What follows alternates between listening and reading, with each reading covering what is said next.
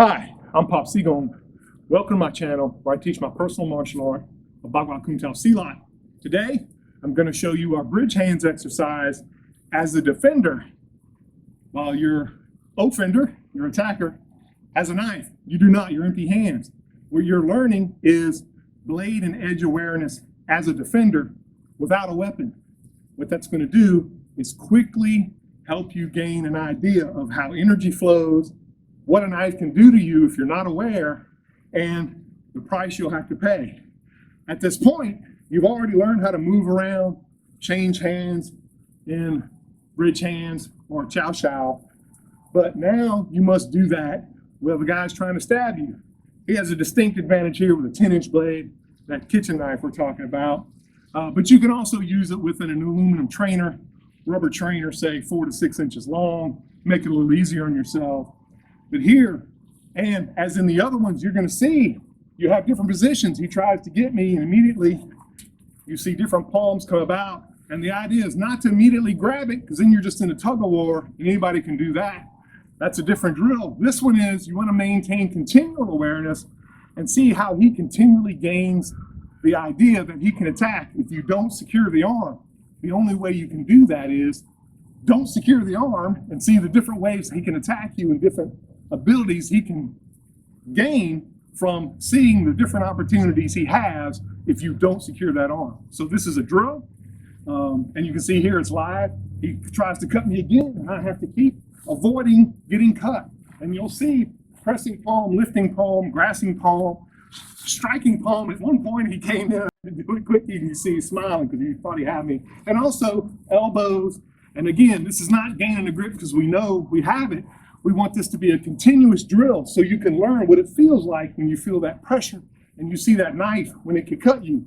Now you know, don't teach yourself going, he didn't get me. You know if you've been gotten. You know if you've been cut. He knows if you've been cut. So make this fun, make this play, and just make it to where he's going to stab you, but don't let him. So when he comes and stabs you, I step, and you see that was close. He got my shirt. And he's trying to step, and I'm putting him in a position where it's hard for him to follow up. And I'm changing direction. And yeah, and you can see I'm grasping him, but I don't have this tight grip. I have this loose one. So I can change, and he can change direction and try to.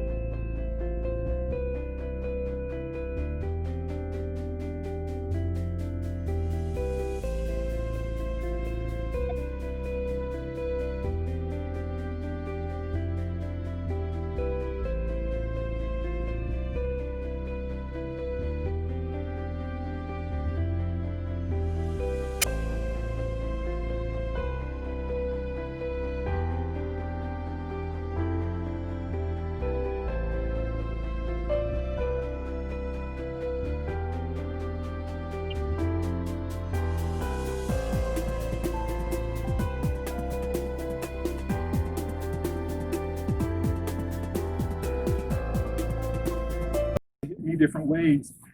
That's the idea of this drill. He comes again, and notice he's not using his other arm to interfere yet. That's a higher level drill.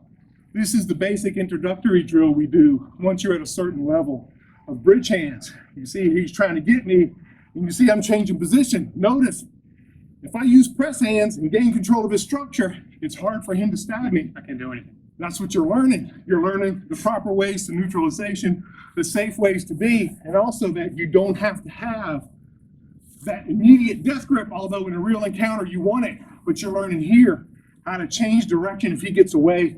If he tries to follow up and stab you again, what do you do? What does he do? And what's he gonna do? Just like push hands, but it's not push hands. The fact that I shove him off once I get to a certain position, or I change his structure and skeleton, gain control of his center while stretching that arm, and I'm blade aware. As a defender, he's always trying to slash, cut, or stab me. I don't want to let him. So, yeah, that was close. You can see I hollowed out. I went behind him. He's coming again.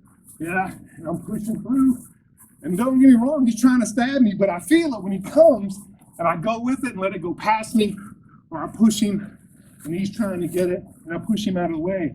I feel that energy, and I move it rather than try to control it and block it as an obstacle. If I were trying to block it as an obstacle, he'd just come and he'd just cut me. Yeah, he changed direction because I lost that attachment. I lost track of his energy flow, and he took advantage of that break and just cut me. So in this one, I don't let that happen. I maintain that contact at all times and try to gain control of his center. So, yeah, and I feel it to where I can tell which direction he's going, how he's trying to get me, and I don't let him stab me. So, practice for yourself. You'll see the different palms come out while you're gaining control, and practice those moves. Yeah, to avoid that. Just let the flow of his energy, you gain control of it and his center so you can move that stuff. Thank you for watching. Please practice. Have a great time. Please like and subscribe, and I'll see you soon.